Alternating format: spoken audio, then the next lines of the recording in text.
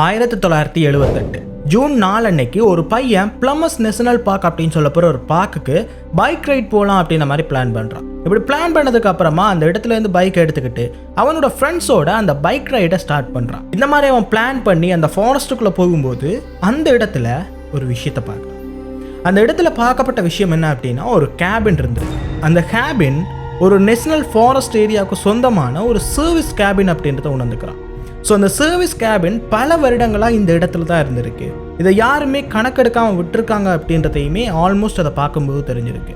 Okay, இதுக்குள்ளே என்ன இருக்கா அப்படின்னு கிட்ட போய் பார்க்கலாம் அப்படின்னு போகும்போது அந்த கேபினில் இருந்து ஒரு மோசமான ஸ்மெல் அப்படின்றது வந்துருக்கு. அந்த ஸ்மெல் ஏதோ ஒரு உயிரினம் உள்ள இறந்து கிடக்கிற மாதிரி இருந்திருக்கு. அண்ட் அந்த கேபினில் இருக்கக்கூடிய ஜன்னல்கள் எல்லாமே உடைஞ்சு காணப்பட்டிருக்கு. அப்படி இருந்த அந்த கேபினுக்குள்ள அந்த பையன் போய் என்னதான் இருக்கு அப்படின்னு பார்க்கறதுக்கு திறக்கிறான். அப்படி திறக்கும் போது தான் அந்த கேபினுக்குள்ள ஒரு பையனோட உடல் அப்படின்றது கிடைச்சு. அதுக்கப்புறமா போலீஸ் வந்து இன்வெஸ்டிகேஷன் பண்ணும்போது பல மாதங்களுக்கு முன்னாடி காணாமல் போன 5 பசங்களில் ஒருத்தன் தான் அப்படின்றும், இவனோட பேர் டெட் வேகர் அப்படின்னும், இவனுக்கு 32 வயசு அப்படின்றதையுமே ஐடென்டிஃபை பண்ணுறாங்க.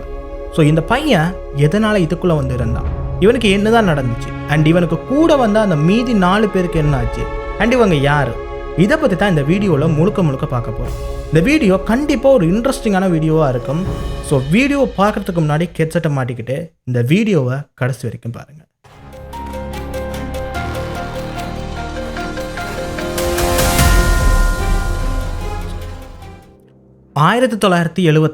பிப்ரவரி 24 அன்னைக்கு தான் இந்த கதை அப்படின்றதே ஸ்டார்ட் ஆகுது. இந்த கதையில் மொத்தமாக 5 பசங்க இருக்காங்க.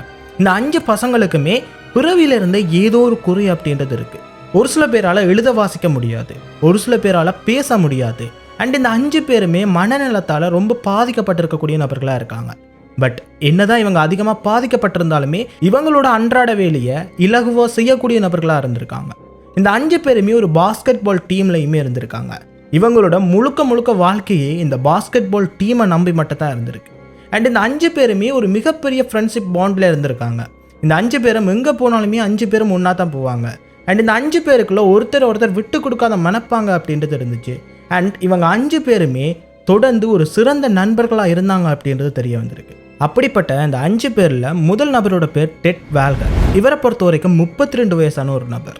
2வது நபரோட பேர் கிரேம் மேத்திஸ். அண்ட் இவருக்கு வயசு 25 அப்படின்னு சொல்கிறாங்க. அண்ட் 29 வயசான பில் ஸ்டெர்லிங். அண்ட் 30 வயசான ஜாக். இவங்க கூட 24 வயசான பையன் ஜாக் அவுட்டுமே இருந்திருக்கான். ஸோ இந்த 5 பேருமே ஒரு குரூப்பாக தான் இருந்திருக்காங்க. இவங்க 5 பேருமே ஏஜ் டிஃப்ரென்ஸ் இருக்கிறதால எப்படி சந்திச்சாங்க அப்படின்னா, கெட்வே அப்படின்னு சொல்ல போகிற ஒரு ஃபவுண்டேஷன் மூலமாக தான் இந்த 5 பேருமே சந்திச்சிருக்காங்க. இந்த 5 பேருமே சந்திச்சதுக்கு அப்புறமா 5 பேருக்குள்ளேயுமே ஏதோ ஒரு குறை இருக்குது அப்படின்னு தெரிஞ்சுக்கிட்டு 5 பேருமே சிறந்த நண்பர்களாக இருந்திருக்காங்க. இந்த 5 பேருமே என்ன பண்ணுறாங்க அப்படின்னா, ஒரு பாஸ்கெட் பால் டீம்லையுமே ப்ராக்டிஸ் பண்ணி அந்த பாஸ்கெட் பால் டீம்லையுமே ஜாயின் பண்ணுறாங்க. அண்ட் இதில் இருக்கக்கூடிய ஜாக் அவுட் அப்படின்னு சொல்லப்படுற இந்த பையனுக்கு எழுதுறது, வாசிக்கிறது, பேசுறது அப்படின்னு சொல்லிட்டு இது எதுலையுமே பெருசாக சரியாக வராது. ஸோ இது எல்லாத்துலேயுமே அவனுக்கு பெரிய பிரச்சனை அப்படின்றது இருந்துச்சு. சரியாக பேச முடியாது, சரியாக ஒரு விஷயத்தை வாசிக்க முடியாது, அண்ட் சரியாக ஒரு விஷயத்தை எழுத முடியாது.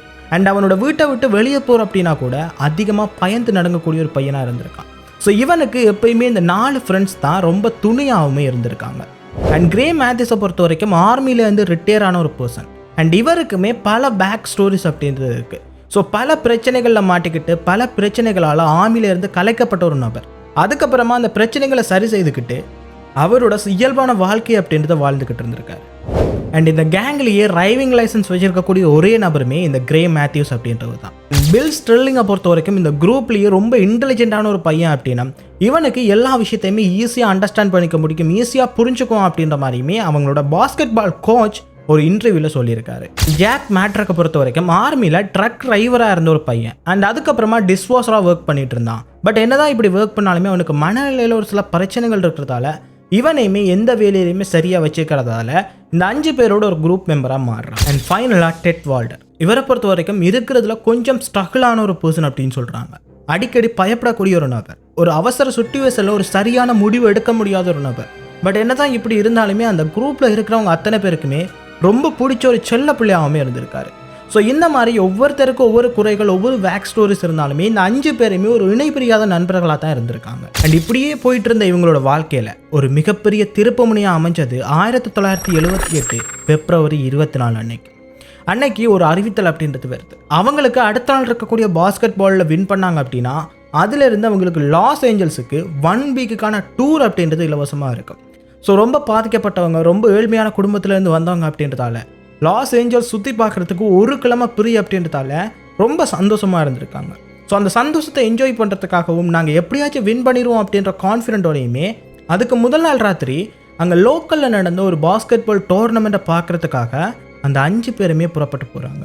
இன்ஃபேக்ட் இந்த 5 பேரையுமே அன்னைக்கு ராத்திரி தான் அங்கே இருக்கிறவங்க அத்தனை பேருமே பார்த்துருக்காங்க.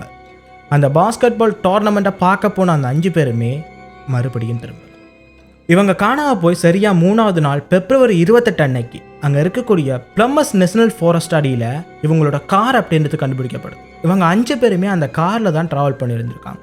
அந்த காரை செக் பண்ணி பார்க்கும்போது அந்த கார் எல்லாமே ஒர்க் பண்ணுற கண்டிஷனில் தான் இருந்திருக்கு. அண்ட் அந்த காருக்குள்ளே சாவியுமே இல்லை, ஜன்னல்கள் எல்லாமே திறக்கப்பட்டிருக்கு. ஸோ இந்த இடத்துல இருந்து இந்த காரை விட்டுட்டு இவங்க வேற எங்கேயோ போயிருக்கிறதுக்கான வாய்ப்புகள் 100% இருக்குது அப்படின்னு அங்கே இன்வெஸ்டிகேட் பண்ண அத்தனை பேருமே நம்புகிறாங்க. அதுக்கப்புறமா இவங்களை தேடுதல் நடவடிக்கை ஸ்டார்ட் பண்ணும்போது அங்கே ஹெவியான ட்ரெயின் அப்படின்றது வந்திருக்கு. அண்ட் ஹெவியான ஸ்னோவுமே கொட்ட ஆரம்பிச்சிருக்கு. இந்த ஸ்னோ டைம் அதிகமானதால் அந்த ஃபாரஸ்ட்டில் யாருமே போக முடியாது. இந்த ஃபாரஸ்ட்டில் சர்ச்சிங் அப்படின்றது ஒரு இம்பாசிபிளான விஷயமா இருந்திருக்கு. அதனாலேயே கிட்டத்தட்ட 1 நாள் 2 நாள் கிடையாது, 5 மாதங்கள் அங்கே இருக்கக்கூடிய எந்த சர்ச்சிங் நடவடிக்கையுமே நடக்கலை. இந்த 5 பேரை கண்டுபிடிக்கிறதுக்காக எந்த ஒரு நடவடிக்கைகளுமே எடுக்கப்படலை. 5 மாதங்கள் இவங்களுக்கு என்ன ஆச்சு அப்படின்னு யாருக்குமே தெரியாது. சரியா 5 மாதங்கள் கழிச்சு அந்த பையன் பைக் ரைடிங் போய் அங்கே கண்டுபிடிச்ச அந்த உடல் ரெட் வேல்டரோடது. கிட்டத்தட்ட 2 மாதங்கள் ரெட் வேல்டர் அந்த இடத்துல தான் உயிரோடு இருந்திருக்காரு. அவர் போனதுக்கு அப்புறமா அவரோட உடம்புல தாடிகள் அப்படின்றது வளர்ந்துருக்கு. அண்ட் 2 மாதங்கள் அவர் அதுக்குள்ள உயிரோடு இருந்ததுக்கான தடயங்கள் அப்படின்றது கிடைச்சிருக்கு. அண்ட் அங்கே போதுமான உணவுகள் அப்படின்றது இருந்திருக்கு, குடிக்கிறதுக்கு தண்ணி இருந்திருக்கு, கேன் ஓப்பனர் இருந்திருக்கு.